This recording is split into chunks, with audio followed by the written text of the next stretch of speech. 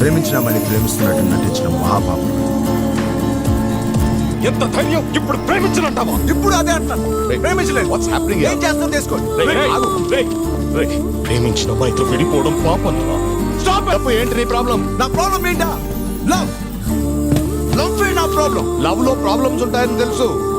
Love ఏ problem. ఈ అమ్మాయి పేరు చాలు. నేను తనకి మొదటిసారిగా ప్రేమ పడిన క్షణం ఉమా చెప్పింది, లవ్ కొంతకాలమే బాగుంటుంది. మొదటిసారి నన్ను ఎవరో వెనక్కి లాగినట్టు అనిపించింది. నాకు మాత్రం భయం వేసింది.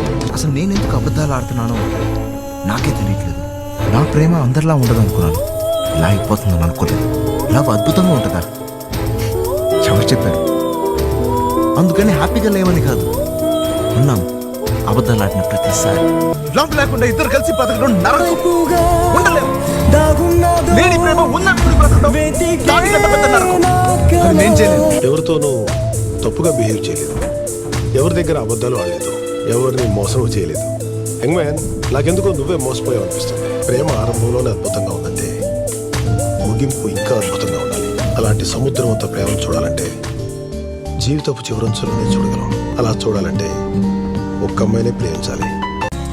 Who is that boy?